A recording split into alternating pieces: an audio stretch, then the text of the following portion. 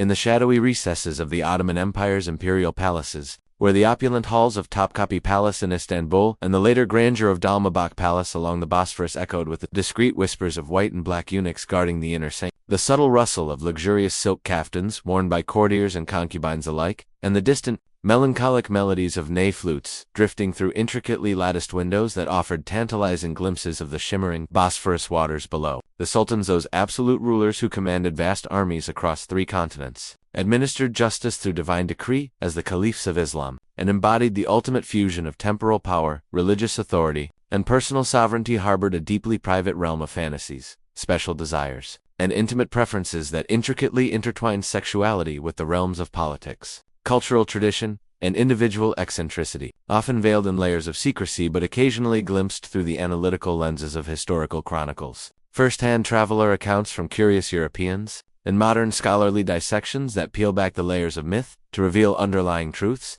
This enigmatic domain of Sultan fantasies, encompassing a wide array of special requests and desires, was far from being merely a salacious footnote to their illustrious reigns, but rather a profound reflection of the broader Ottoman cultural attitudes toward sexuality, where a remarkable fluidity in preferences ranging from intense heterosexual indulgences within the confines of the sprawling harem complexes to more discreet homosexual liaisons with young male attendants known as Ike, and even extending to highly unconventional fetishes that pushed the boundaries of societal norms, coexisted harmoniously with the strictures of Islamic piety, entrenched societal norms, and the pressing imperatives of dynastic continuity through the production of legitimate heirs, spanning from the empire's formative years in the 15th century under legendary conquerors like Mehmed II, who dramatically expanded the realm to unprecedented heights by capturing Constantinople in 1453, and transforming it into the imperial capital of Istanbul, to the decadent and reform-oriented 19th century under progressive sultans like Abdülmecid I, during the Tanzimat era's ambitious push for administrative modernization,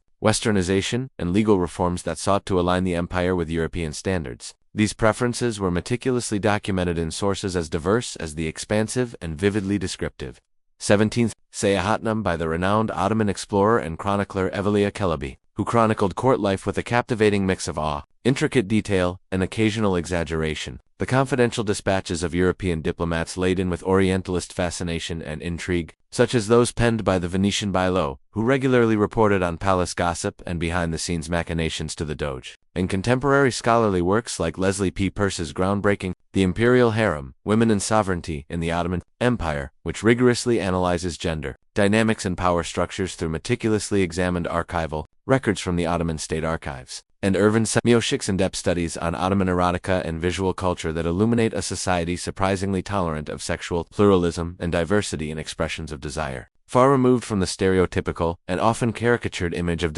hedonists perpetuated by Western romantic fantasies in the exoticized paintings of Jean-Auguste Ingres or the sensational novels of Gustave Flaubert. These sultans navigated their personal desires within a complex framework of absolute power, where sexual choices could strategically forge political alliances, ensure the production of heirs to perpetuate the dynasty, or even precipitate dramatic downfall through scandals or excesses, all while adhering or at least appearing to adhere to the religious taboos against excess, adultery, and sodomy as interpreted and enforced in the Sharia courts by ulama scholars. This comprehensive exploration delves deeply into specific examples drawn directly from historical records, carefully separating salacious myths propagated by biased observers from substantiated accounts verified through cross-referencing multiple sources, to uncover how these private indulgences not only shaped the sultans' personal lives but also influenced the empire's intricate web of court intrigue, where a sultan's whimsical request could elevate a lowly favorite to unimaginable heights of influence and wealth, or consign a perceived rival to oblivion in the shadowed, forgotten corners of the inner palace quarters reserved for the royal family and their intimates. To grasp the full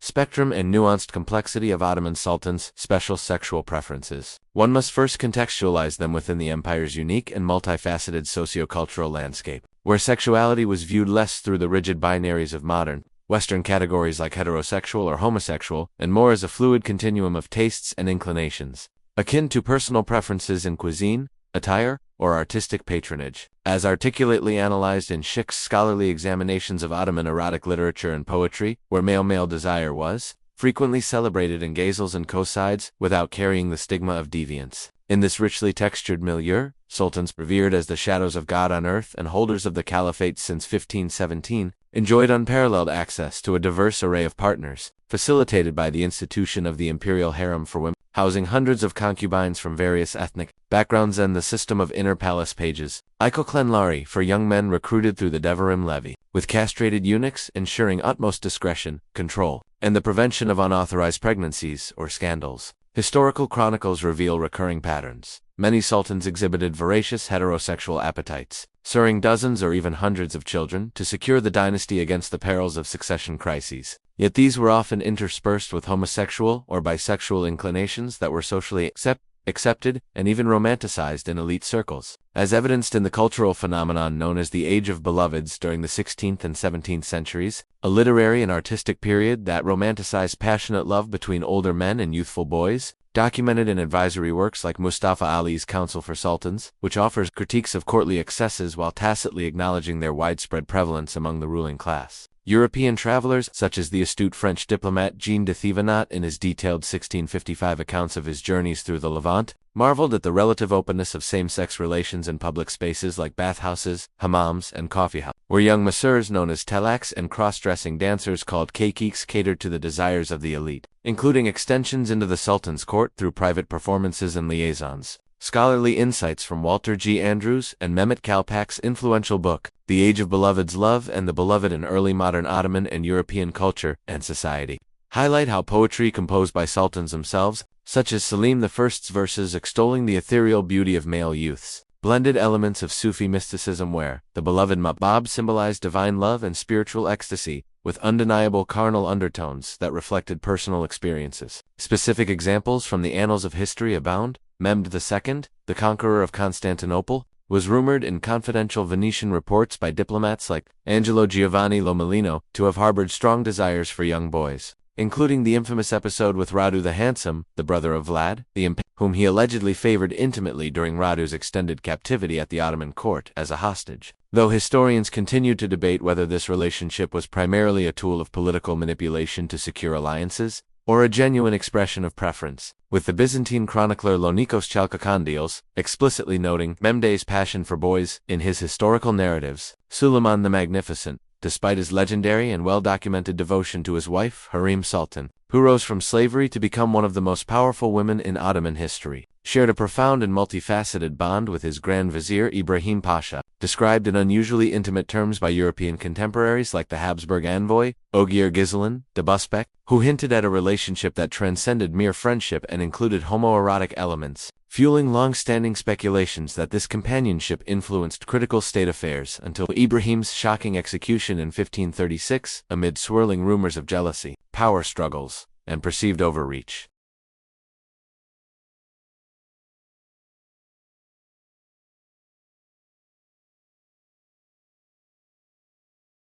Delving even deeper into the realm of eccentric and highly personalized desires, certain sultans stand out prominently for their unconventional requests and fetishes, blending elements of the bizarre with their unassailable authority in ways that blurred the lines between personal pleasure, psychological quirks, and elaborate political theater designed to assert dominance or alleviate the burdens of rule. Sultan Ibrahim, infamously known as the Mad during his tumultuous reign from 1640 to 1648, exemplifies this category in stark detail. Historical sources such as the comprehensive annals compiled by the Ottoman historian Naima and the vivid descriptions in Evliya Çelebi's Seyahatname detail his obsessive fixation with corpulent women, dispatching trusted agents across the vast expanse of the empire from the bustling markets of Cairo to the remote villages of Anatolia to procure fat virgins, weighing over 300 pounds, whom he housed in specially designed chambers within the palace, and indulged in elaborate rituals involving ambergris-scented furs imported from distant oceans, where he reportedly derived intense pleasure from rubbing against their ample bodies or watching them bathe in perfumed waters infused with exotic essences, a fetish that may have been rooted in deep-seated childhood traumas from his prolonged confinement in the Kaif's cage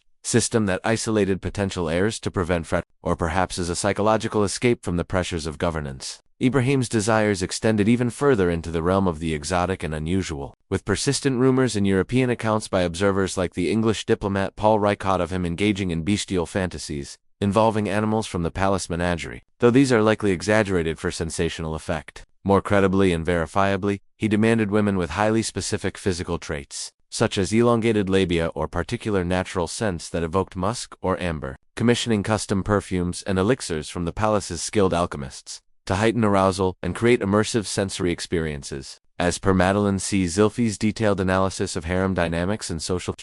structures in her scholarly works on Ottoman women and slavery, the sheer decadence and excess of his reign ultimately contributed to his violent deposition by a coalition of janissaries and illustrating in dramatic fashion how unchecked personal desires could destabilize the throne and lead to broader political upheaval. Similarly, Murad III, who ruled from 1574 to 1595 and fathered over 100 children in a prolific effort to bolster the dynasty, was noted in Perse's exhaustive research for his insatiable heterosexual pursuits. Maintaining an enormous harem of approximately 1,300 women from diverse origins and rotating favorites on a nightly basis to satisfy his voracious appetites. Yet contemporary chronicles like those of the historian Seleniki Mustafa Effendi hint at his innovative use of aphrodisiacs such as opium-laced pastes blended with saffron and honey, and the orchestration of ritualistic orgies in specially constructed mirrored chambers that amplified visual sensations through infinite reflections, reflecting a profound fantasy of omnipotence where sexual conquest served as a metaphor for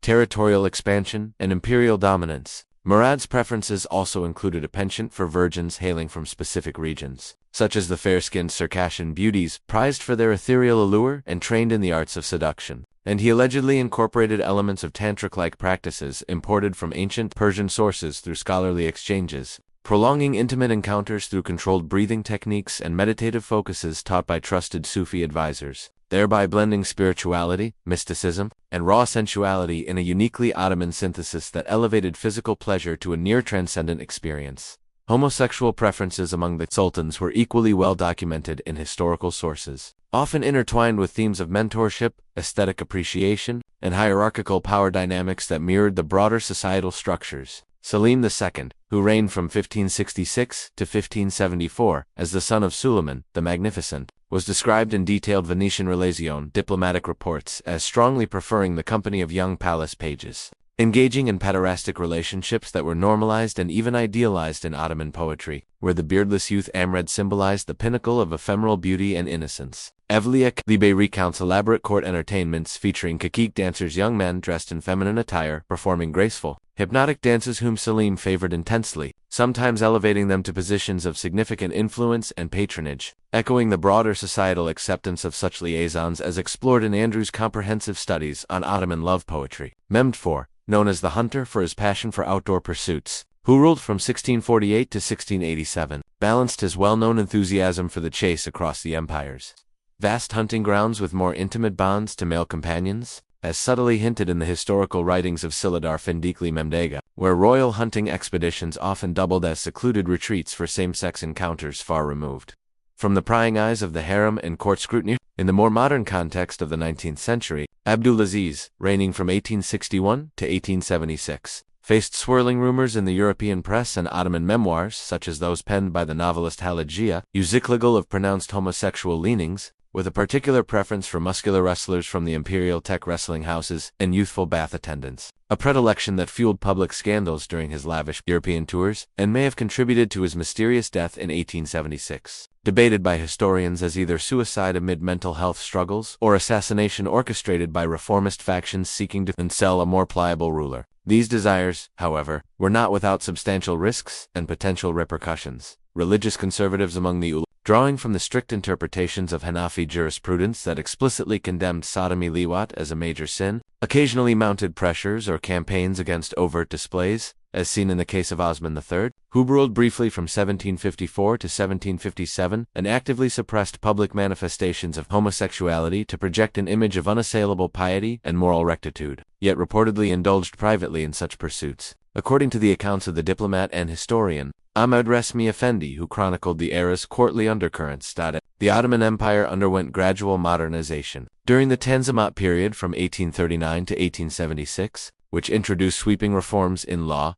education, and administration influenced by European models. The Sultan's preferences evolved accordingly under the influx of Western cultural elements, with figures like Abdul Mesid I incorporating French erotica into their personal repertoires, avidly reading provocative works like those of the Marquis de Sade, and experimenting with elements of bondage and role-playing in harem scenarios. as suggested in the diplomatic correspondence of British Ambassador Stratford Canning, who noted the blending of traditional Ottoman sensual practices with emerging European decadence in palace entertainments. Yet, these elaborate fantasies carried inherent perils and consequences. Overindulgence frequently led to severe health issues, such as venereal diseases documented in the palace's confidential medical records maintained by court physicians, or created political vulnerabilities that rivals could exploit through whispers and plots, as exemplified by Mahmud II's reign from 1808 to 1839, where rumors of incestuous interests and half-sisters largely debunked by modern historians as fabrications by opponents persisted in folklore and served to undermine his authority during periods of reform. Scholarly works like those of Djorzevi in Producing Desire,